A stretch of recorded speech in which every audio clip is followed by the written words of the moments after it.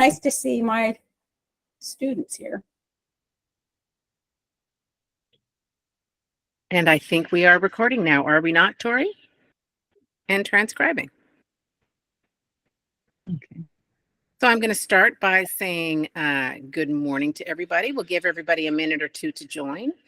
I want to thank you for coming to PAC's Essentials with the Masters. This is a 5-part presentation, and this is the 3rd part. We will be focusing on each one of these essentials separately. We have done so far the ADHD lens and safety, and today we're going to focus on the essential of collaboration with Liz Brown. Many of you know Liz from Mentor Coach, or she is the credentialing chair of PAC, and so all of the PAC members have probably had some connection with Liz. But we're going to see Liz in her teacher mode today, and talking about the really critical essential of collaboration. We are going to start. As you know, you can earn a CEU, a PAC CEU, for your participation here today, and you have to get the opening word and the closing word. And then you have to email info@paccoaches.org. And I think hopefully we can put this in the chat. And with the opening word within 24 hours and the closing word. Okay, so again, that is info@paccoaches.org.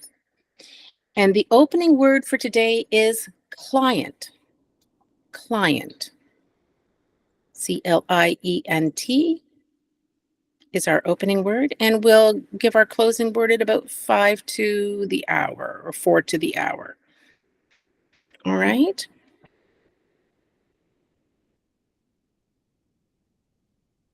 Good. And there is,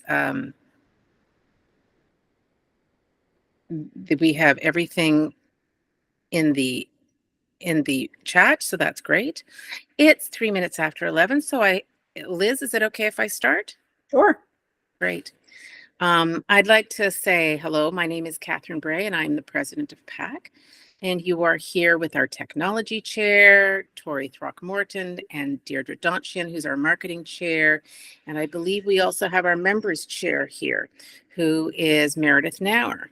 But our credentialing co-chair is Liz Brown, MCAC, and also a PCC from ICF, and just a plethora of designations from all of the work that she does from all over the place. I believe yours is Be Well Life Coaching, correct? Mm-hmm. And you started as a wellness coach, did you not, Liz? I did. I came into coaching as a health and wellness coach. That's terrific.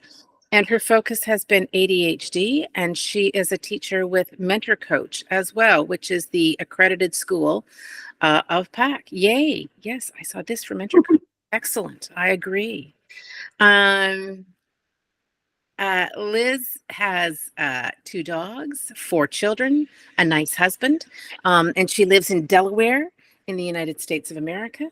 And I would like to welcome Liz. There is so many credentials I could offer here, but why don't we best hear from Liz, who has so much to tell us today. So thank you very much for joining us. And Liz, take it away. Great. Thank you, Catherine. And to everybody who's giving up part of their Friday in the summer, now it's officially summer, to attend. I'm excited about today, although I have to say I had to use my coaching mindset to shift from fear and dread into excitement. So I think that's one of the things as coaches we can do at times is self-coach ourselves. So I'm excited about talking about collaboration. It is the 3rd of our essentials. As Catherine mentioned, we've gone through the ADHD lens and we went through safety. So hopefully my slides are going to move here. Yes. So before I really get started, I just want to thank everyone who collaborated with me in this presentation.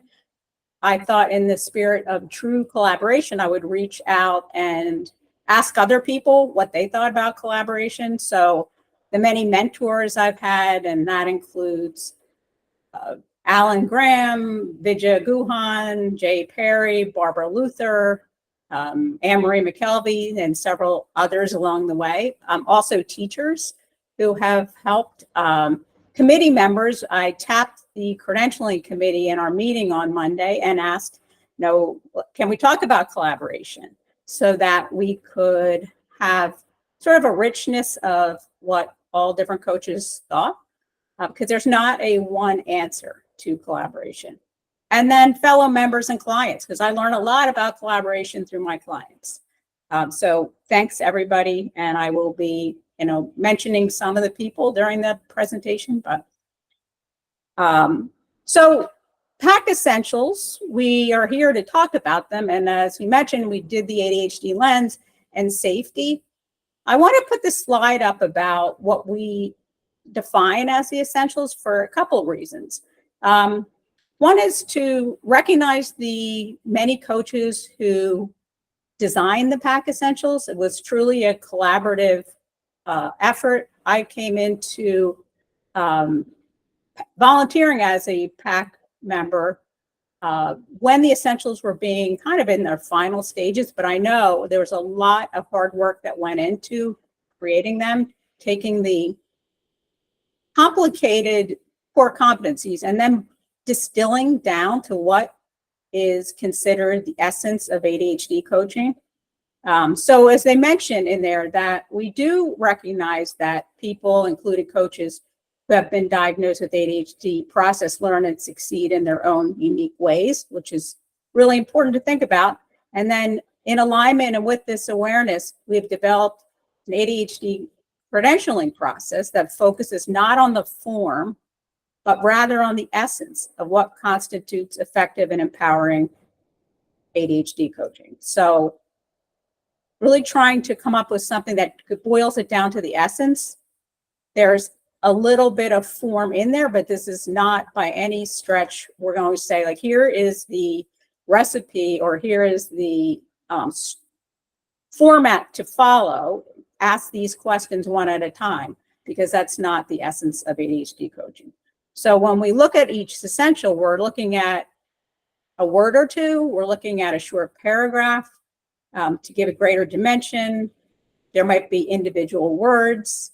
And that when you put them all together, we talked about this in credentialing, that they don't exist on their own. They're layered on top of each other. And then when you bring them all together, it brings a clear context for ADHD coaching, and also leaving a lot of space for the individuality and creativity. So together, each essential has part of that ADHD coaching relationship.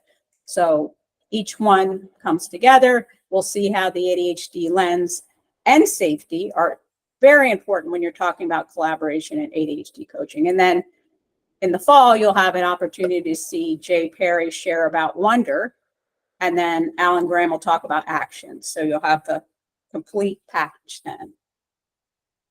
So collaboration, but before we get started, I would ask that everyone just take a moment, close your eyes if you want, or just kind of bring yourself to awareness.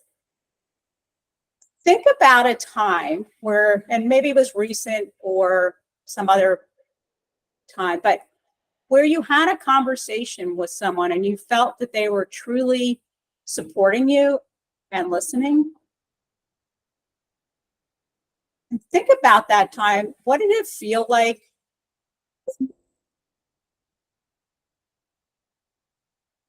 And when you were finished, what did you leave with?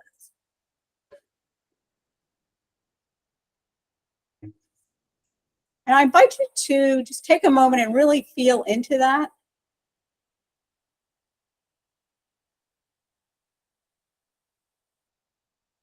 And maybe identify a word or two or three that stand out for you, and what was supportive about that conversation.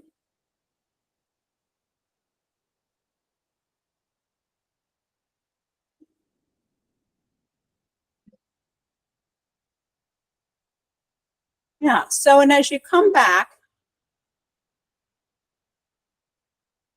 keep that in mind as we go through the presentation. Is one of the things I think is really important is that the coach brings a mindset to the coaching session that is truly supportive, and that it may be something in what you felt during that supportive conversation.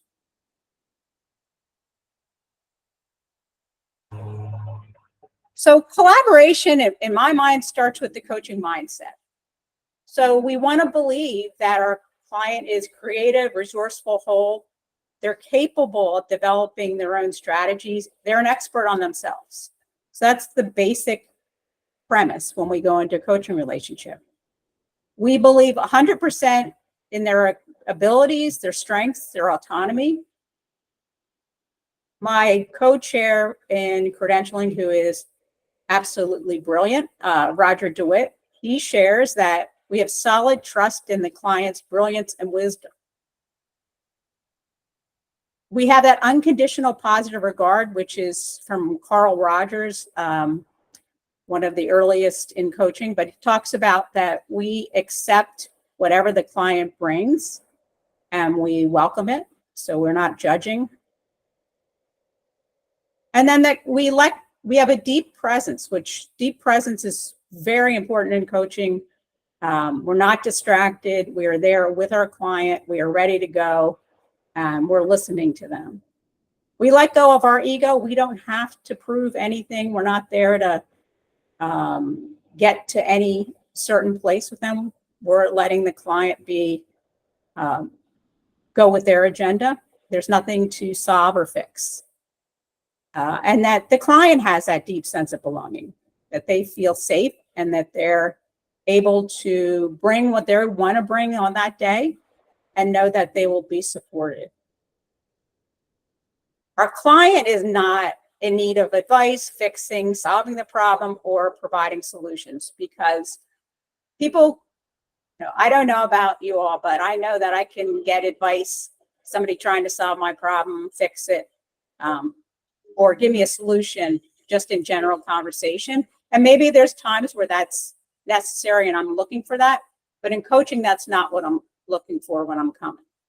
And our clients are definitely not broken. We want to keep that mindset with ADHD coaching, to be ready, to be open, to be willing to stay with the client as they move through their process.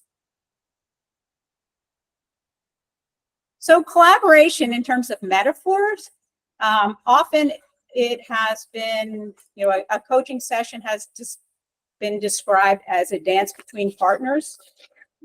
Oh, I mentioned Jay Perry, and we did, I don't know if it's up on our website or not, but there's a video that we created a few years ago, and it was The Essentials in a Minute. And Jay Perry did our 1 minute on collaboration. I was looking at it, and I was thinking what he's talking about says coaching at its best can be described as a dance, and it works that way. The clients often come, they don't know what to expect, so they're relying on us to give them an idea of what the coaching relationship will be like. And that he describes the pitfalls is that we turn into a teacher, or we just want to tell them about their ADHD, or on the other hand, that we get so tied up in our own heads about, am I doing this right? Am I doing this wrong? What is coaching? What is coaching not? And then we get out of our heads. And so he describes, and I fully believe in this too, is you need to relax, connect, and just enjoy the back and forth. And then trust your intuition, and the rest will come. We talk about when you're a younger coach or a coach in training, that at that point, when you're doing the dance, you might be thinking, okay, 1, 2, 3, 1, 2, 3. Which way do I go? Where do I go? What am I going to do here? How do I solve this problem? And the idea being, go with the dance. Allow the client to come up with the agenda and then follow the client. And we'll talk about ways where at times we may wander off or we want to pull the client back into step. There's also times where maybe we need to do a twirl to get the client to lighten up at that time. So it's a dance. Trust yourself, trust the process, and that's true collaboration and connection.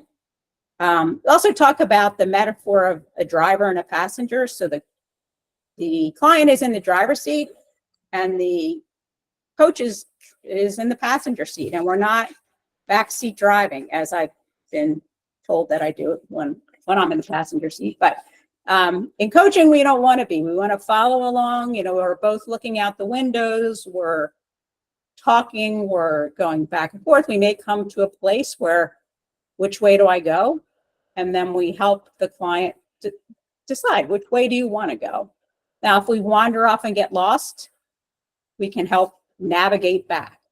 But we're truly not the one driving the car. We're driving the car, we're a consultant or a teacher.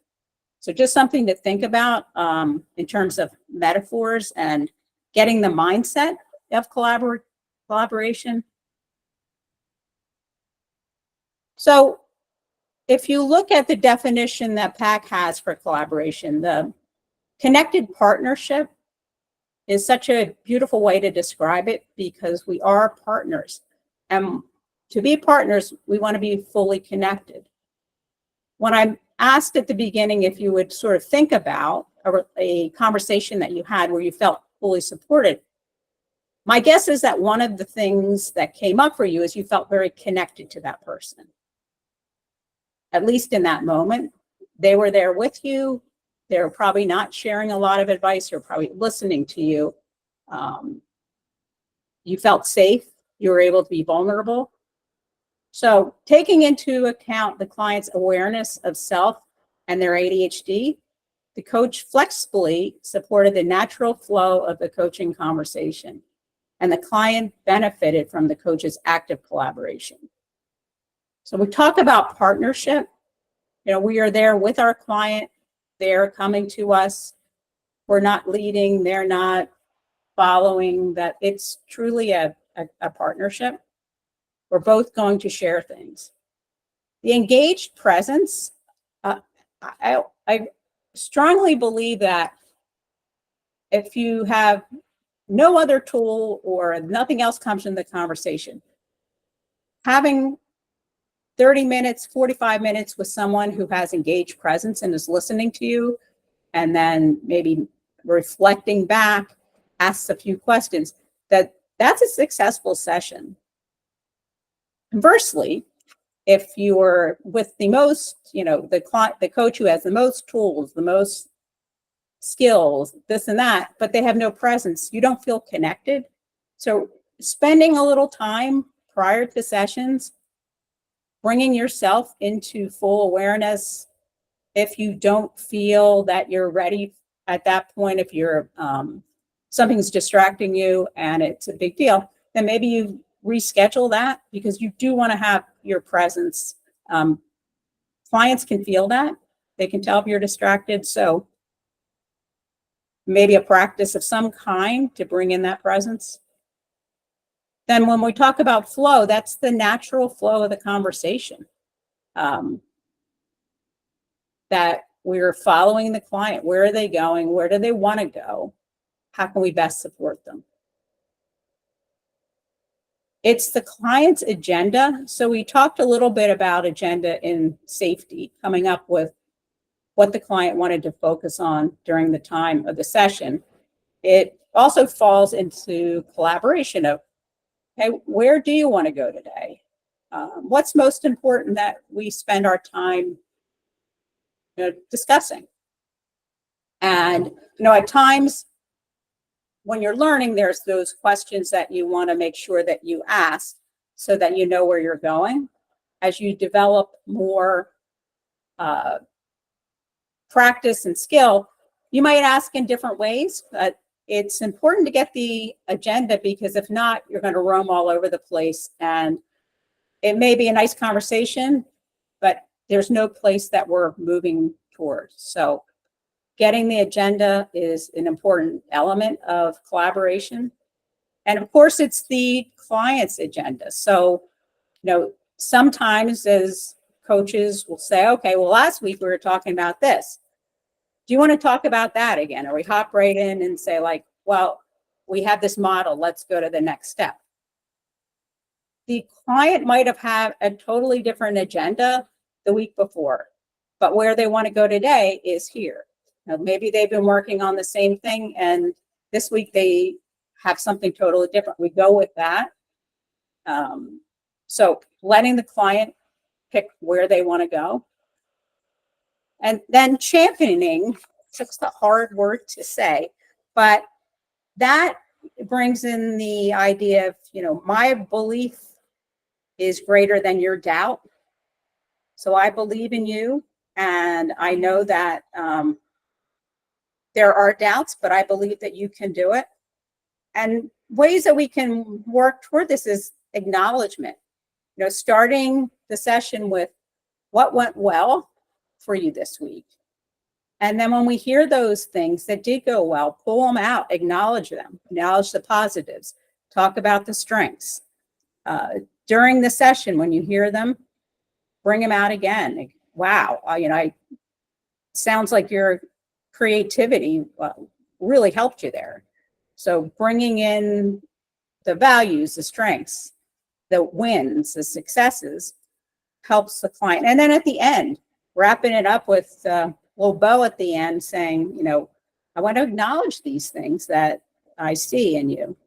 That is championing a client. And I think it's extremely valuable in ADHD coaching because a lot of people come in feeling pretty beaten down, and that we want to help them see what their successes are and that they are brilliant and whole, complete, creative people. And we talk about shared resources. While we don't want to just bring out our resource box or a list, that we talk to the client. What would you like? What kind of resources will work for you? And if they, we can sort of prime the pump with some things, but also knowing it's their session and what would be most valuable for them, which goes into that co-creation. We're working together to create what they need. The truth telling, at times you're going to see something and the client may not see it. There might be some blind spots. And if appropriate, you can share that with the client. If we have safety and permission, at times there's something that we might want to ask the client. And I remember, I think it was Jay Perry saying to me, framing it with, you may fire me for this, but I'm seeing this. And clearly that you're in a situation where you have developed such trust and safety that the client is happy to hear what you're seeing. And then again, with that is the non-attachment. If they don't think that's true for them, then let it go and move on. And then the education piece, where we might at times find places that education would help. We might say, what do you know about? If the client is not receptive to education, that's not going to help them. It's just going to sort of glaze them over. So know when the time is. You can educate through metaphors. And when you educate, keep it short. If you're a newer coach, think about the kinds of things that may be helpful there that are very short. I remember sharing with a client once, and it was Russell Barkley's, that ADHD isn't a disorder of knowing, it's a disorder of doing. And that one short sentence for her made a lot of difference. Because she was able to see that, yeah, I do know, why can't I do it? So it's a little piece. So what are some ways to bring collaboration into the session? These are indicators that we use when we're looking, through credentialing. We're looking at, a coach brings a session, and we want to be able to see, was the coach collaborating? We're going to obviously look at the presence. We're going to look at the safety, the things that come in that safety environment. But then there's some pieces that will also be part of the collaboration. So the first one is that the seeks client choice of path. So the client chooses the agenda, which we talked about before, and then we look to the client to determine where they want to go. So it could be, you've got an agenda. Where do you want to start? Or I hear several things that you're sharing. What direction do you want to take? Or, we have 10 minutes left. What's most important to you that we talk about now? But allowing the client to pick where they want to go. And then at times we will reflect back some things that we're hearing and offer them a choice. Again, without attachment. We're going to go where they want to go. We'll talk about some of the things that might come into that in a minute, but just allow the client to move forward and choose the path. So I've heard at times in sessions where the client will come up with the agenda and the coach will say, okay, so let's go here, or let's do this, where that's not we want to ask the client. The client will build their agency as we allow them to move in the direction that they want to move. And, at other times so you were talking about this last time, let's talk about that. So find that agenda, find out, what's making it important for them, because that will help with the motivation. And then move in the direction that they want to move, including where they want to start.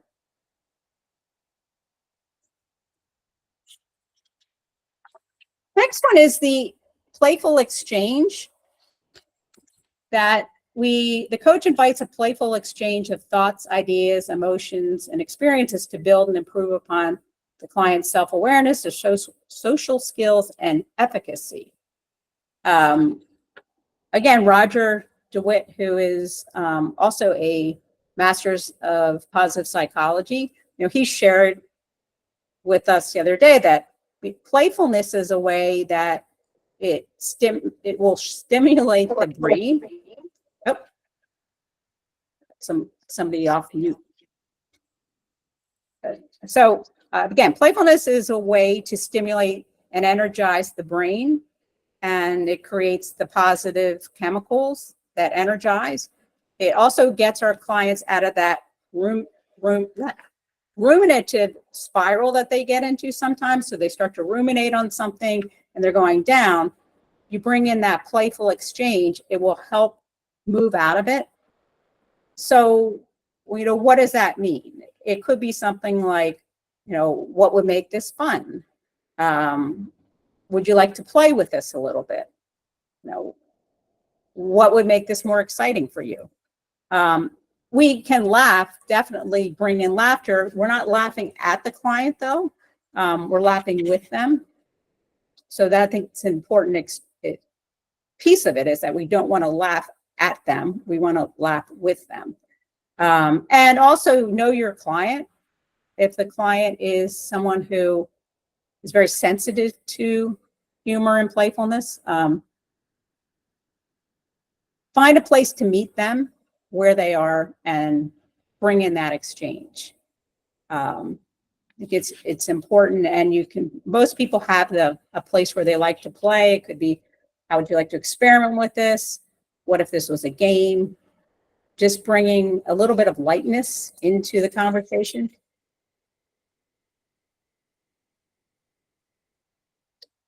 We talk about keeping the client on track.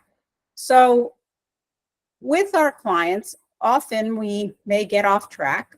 We have clients who might be verbal processors. The verbal processing may be helpful, but it may also be something that is moving them away from the direction that they had asked to move in. So we want to do this very respectfully. And it's something that would have been brought up in one of our earlier sessions, the intake session, sharing that, how would you like for me to bring us back on track when we're wandering off? Is it okay if I hop in and interrupt if there's a reason to do so? So we find out ahead of time. You're asking permission to do this because people have varying sensitivities to somebody interrupting them, if you will. And that if we have a client who feels like they're never heard, we want to be very careful about moving in and sort of pulling them back. So with anyone, it's a gentle approach. You know, if you're thinking about the dance metaphor, it's, you know, could I cut in here? Or, you know, may I hop in for just a second? Or, you know, our focus has shifted. Which way do you want to go? There's also, if someone's sharing a longer story, you know, what part of this story is useful for us to know now, which will gently bring the client back on track. Or there's also, you know, we're wandering off this way.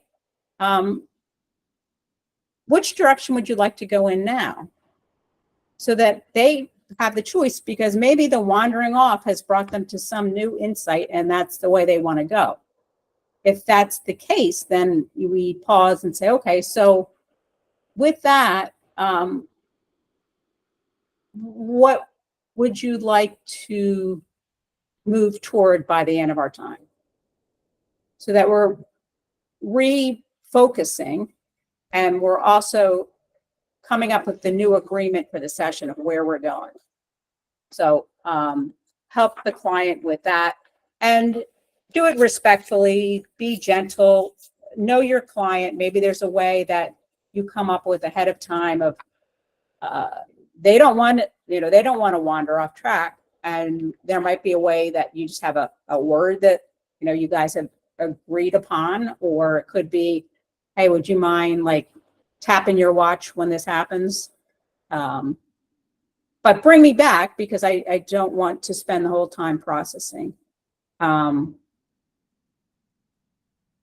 I could do that with a friend. So just know your client. I think it goes back to the engaged presence. Where would they like to go? What's the best use of their time with you?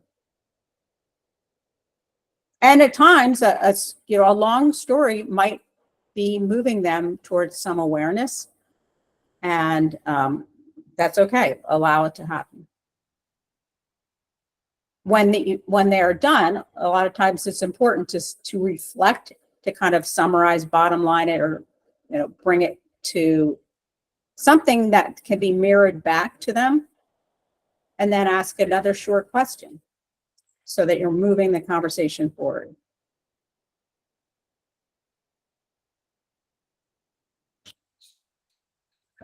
Then we talk about using the client's language for rapport. So rapport is another really critical part of collaboration. You want to have a good rapport. When we're working with younger people, especially, I think sometimes it's very useful to spend a little bit more time developing the rapport before you get into coaching. It'll make them feel more supported. But with anyone, we talk about the words, and that when we hear a word that is coming up again and again, pausing it and saying, I've heard you mention this word several times. What does it mean for you? Or what do you think?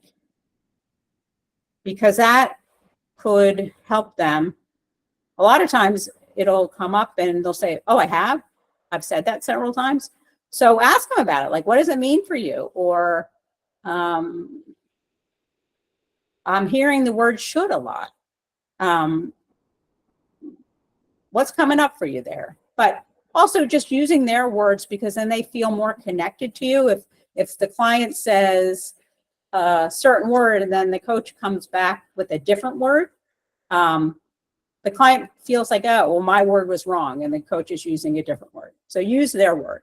It helps develop the rapport and support. Metaphors are like gold. When you hear a metaphor that the client brings up, go with it,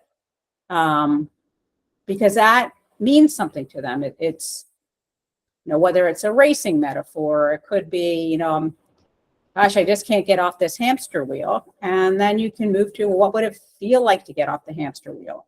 What would it look like to get off the hamster wheel? And that goes into the processing modalities.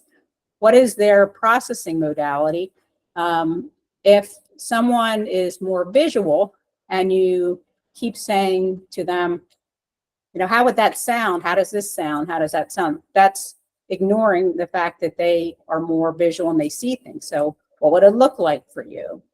And you'll hear the client will say, well, I'd like to see things, or I'd like to do, it's best for me when I hear things. Then use their language in terms of processing modalities. That's another important connection point.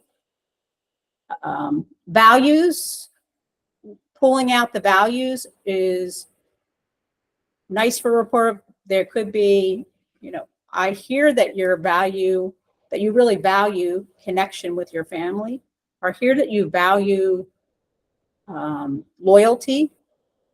How might that help as you do so-and-so? So when you hear a value, use it back. It will have the client hear it again. And that mirroring back allows them to really bring it into their thoughts and be able to use it more. Same with strengths. When you hear the strengths, call them out. Wow, it sounds like your creativity was really catapulted you forward with that. How might you use it with this? So just hear the words, use their words. As Roger was also saying the other day, words are not innocent. So ask about, what does it mean? What does it look like? What do you, the word means something to them. We may not have any idea what it means. It means something to us if we're judging it.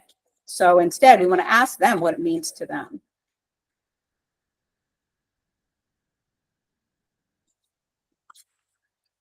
Okay, so optimizing optimal client support for self-awareness. It starts with a non-judgment approach. So we're not judging the client. We're exploring their experience, their words, energy, emotions, to understand how to best support and utilize their executive functions. So when we're looking at that, how would you like for me to support you with this? How could your experiences with that help you in other places? It could be things like, I had a situation where I was working with Barbara Luther as my mentor, and I had a client for a while, and I had not noticed something that she picked up on right away, that my client, when she would share about something, had this little laugh that she had at the end of her sentence. And she's a very humorous person, so I was thinking, oh, it's just her humor. Didn't think much of it. A lot of times we laugh together. She said, you might want to explore that, look into that. So it came up again, and I mentioned it to the client. I said, I noticed when you shared that there was a little laugh at the end, but it didn't sound like it was something that you were happy about. And the client stopped, and she and she had been talking very fast. She stopped, took a couple deep breaths, broke into tears, and was able to sit and then come out and say, I have been beating myself up so much for this. And my laugh is because others have judged me about this. And I feel like if I just laugh with it, it'll be okay. So it was a real turning point. So notice those, explore emotions. It can also be exploring when energy shifts. Sometimes the client will be at the beginning of the session or wherever very kind of bland, or not bland, that's not the right word, but matter of fact, just speaking. And then all of a sudden their voice goes down or their voice goes up. Their energy shifts. Ask about it. Like, what happened there? It seems like when you were talking about that, your voice sped up. What did you notice? And that's usually a place where the client will have some kind of an insight, and you can support them. You can support them with using that in other ways.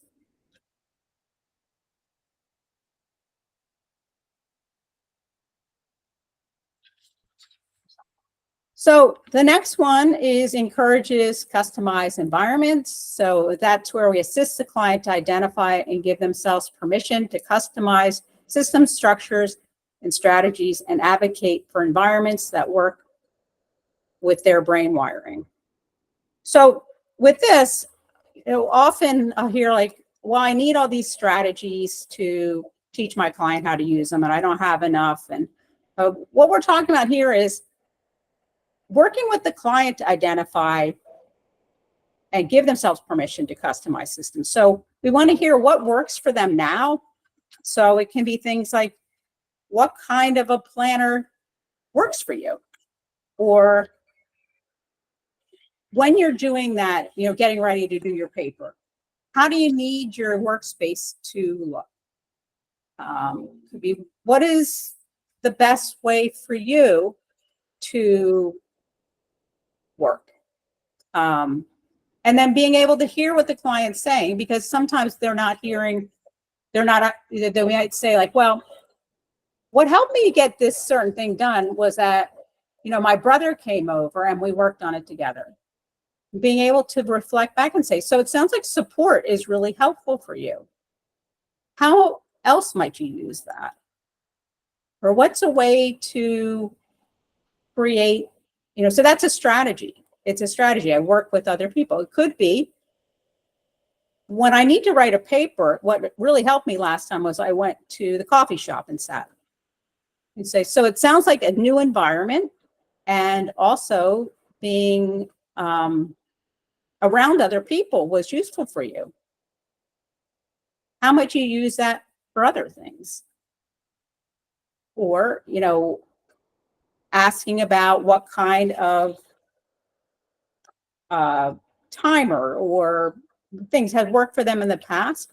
Now, at times there may be an opportunity to brainstorm or share some ideas of your own. And of course, we learn, we probably are all very aware of the different kinds of structures, systems, and strategies.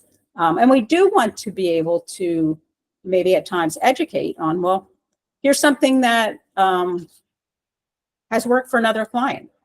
You might want to, give it a try, experiment with it. I think the other piece of the customized environments is that idea of the experimentation.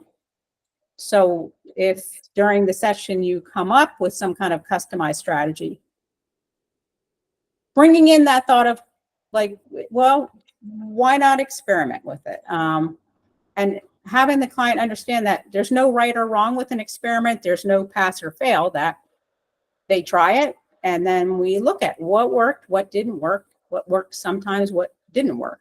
And then they can change it.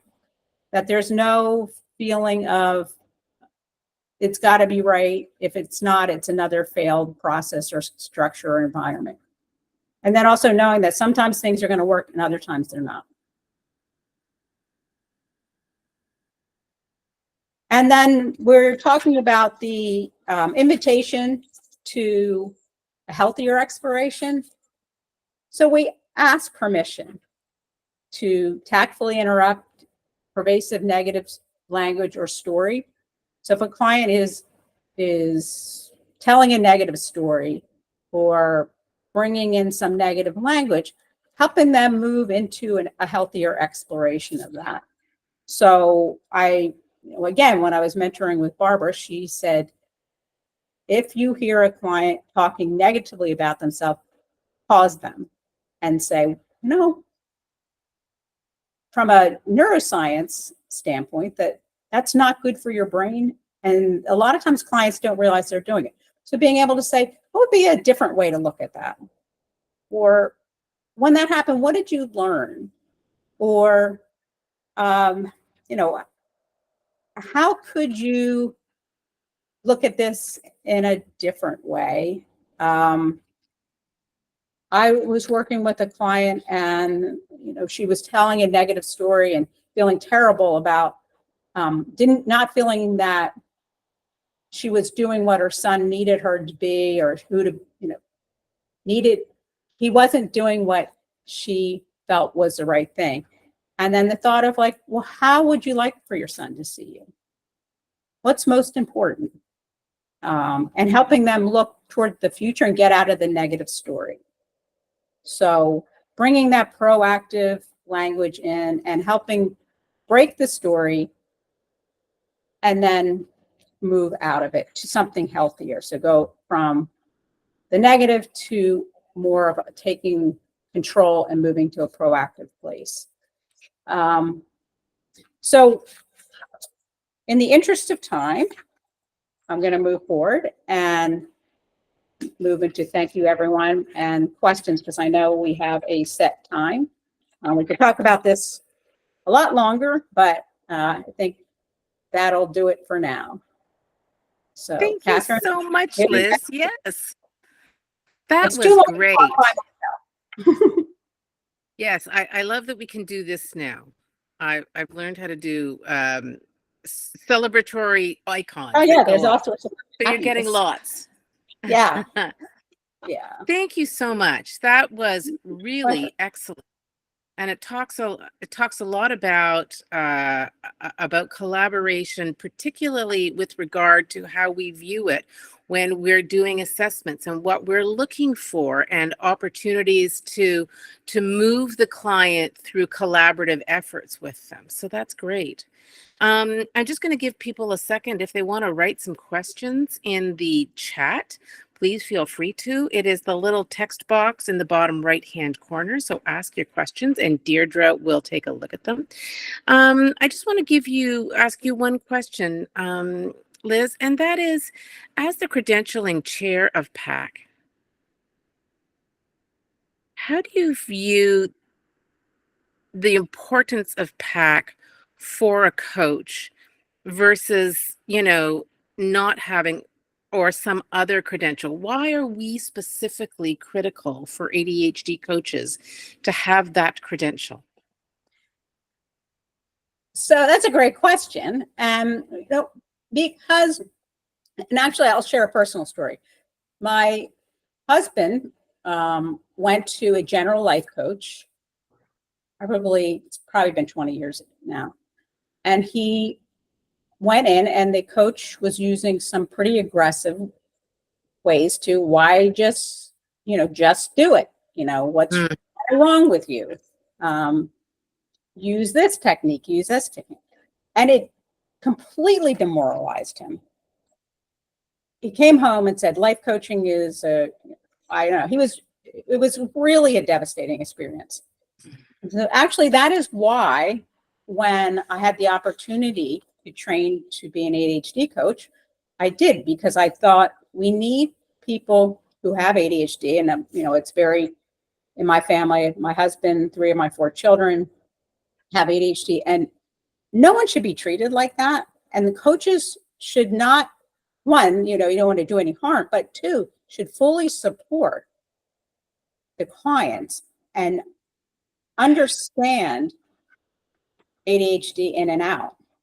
And so, so that is actually why I got into it. And then PAC, what the beauty of PAC is that we are an organization where we're looking at coaches that are coming from many programs and helping them, but also knowing that we want to make sure that the coaches that we credential are going to go out and really help clients with ADHD. So we're not, it's not a coach that just hung up a shingle and said, well, I'm an ADHD coach.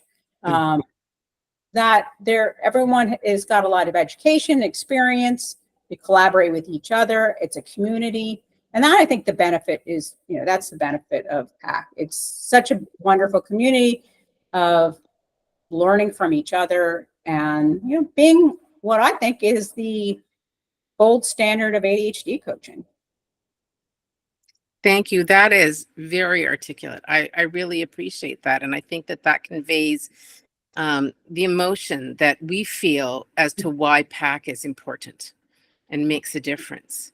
And I also just wanted to say thank you so much for your language, both in your presentation and in this answering this question. It was so articulate, and it really conveyed the importance of both collaboration and PAC. So thank you. Oh, my pleasure. I'm going to turn it over to Deirdre, who's going to ask some questions. Yeah, we have a question from Tracy, and she says, so often clients ask for advice or what to do, or what other clients do. What are some good questions to ask them to encourage them to customize for their own environment? Okay, so the client asks, what I'm taking is the client's asking them, how should I do this? And was the second part of the question that they... Well, I think essentially it is, as we know, we're giving advice is not conducive to the client's autonomy and their empowerment and self-actualization. But what happens if a client asks for advice? And I think essentially she's saying, how do we help them find their own way? So it's when it's very situational, but in that instance, you want to know,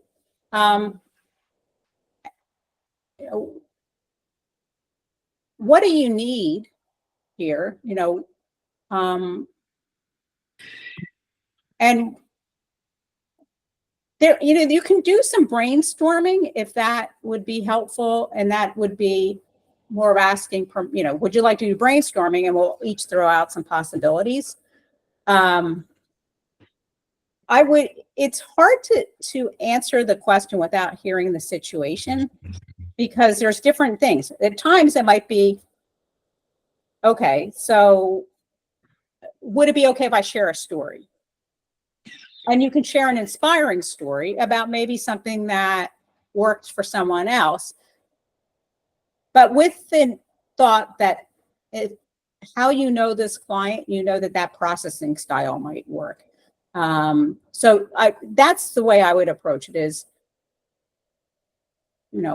if you would, might I share a story, share kind of an inspirational story of another kind, and say, what do you think about that? Or how does that sound to you? And then I think that might spark the client into then being able to think about, how would it work for me? And how could I shift it so that it would be something I could try? So I know that's not like a 100% clear answer, but that's the thought that I have. We have a couple more questions, but I think what strikes me in that question is how to help your client trust themselves more. Mm-hmm. Absolutely. Where, they don't have, their solution doesn't have to look like somebody else's solution. Exactly. It doesn't. So that's where it's very situational. I mean, if you're looking at they're exhausted all possibilities, then maybe share a story, or, just ask them more questions. I have two good questions here, so I'd like to get to them. Tanya asks, I have a client that's a therapist 3 times a week and is used to verbally processing, being told what to do. It's a struggle to undo that mindset during our one session a week. How do I help him move forward when he likes to say nothing has worked and doesn't know what he likes? I keep getting lost in leading him.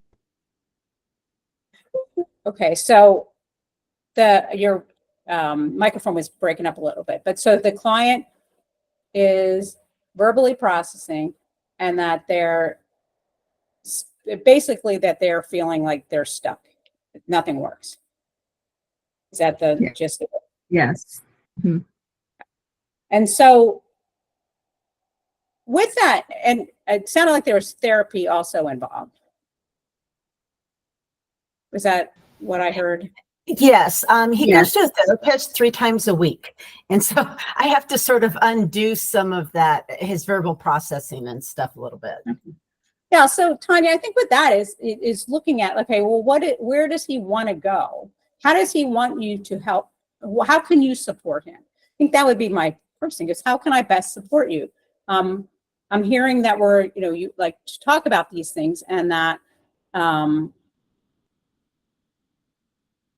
I would ask, how can I best support you in this conversation? Because we did talk about this the other day a little bit in credentialing. It's not our timetable, it's the client's. So if they do feel like there's some movement in the coaching, then we would want to stay with them where they are. And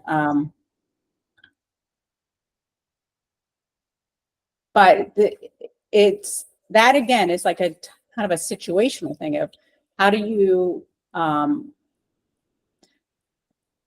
what are the things that he is saying that you could maybe move to a learning experience? Thank you. You just reminded me it's his timetable. So it's his time. If he needs to verbalize and undo for a half an hour, I just need to go with that. Thank you for that reminder. You're welcome. And Catherine, people have asked for the closing words. So I just want to make sure we get that out. You're muted, Catherine. Are you telling me people can't read lips? So I will unmute. The closing word is partnership. Huh. That is so critical with collaboration, the partnership that we form with our clients. So the closing word is partnership, and we would like you to send the opening and closing word to info@paccoaches.org within the next 24 hours. And that email address is in the chat right now. And under marketing, she shared that. So I think we have a couple more questions, Liz, if you have time. If people have to go. Yeah, okay. I have time. Okay. If you have to go in a minute or two, that's fine. But for those of you who'd like to stay on and hear some more of Liz's wisdom, we'd appreciate it. Okay. I have a question about what is the difference between calling yourself an ADHD coach and a neurodivergent coach? As an ADHD coach, can you coach clients with autism? Do you need to complete specific training to do so? And following up on that is an additional inquiry to the same thing, because there's an observation that there's a shared overlap of comorbidity between autism and ADHD, and sharing many of the same characteristics. Okay. So from a PAC standpoint, we credential ADHD coaches. I know that there are now coaches that do more of the neurodivergent, and they have been trained in autism as well. So my feeling would be, if you're representing yourself as something other than an ADHD coach, that you would want to have training in that area. But with PAC, we're looking at specifically ADHD coaching. Mm-hmm. Okay. And I'll also share what Roger wrote in relationship to clients asking for advice. he says, you can say to your client, we can absolutely talk about that. But before we do, what is your best guess about what you might do? Yeah. If Great nothing point. here, just kind of prime the pump. Yes. What are you inspired to do? Yeah, actually, that's a great way to say it. Yeah, exactly. Asking what they know, and then if it goes to that, then we can share something that exhausts the other possibilities.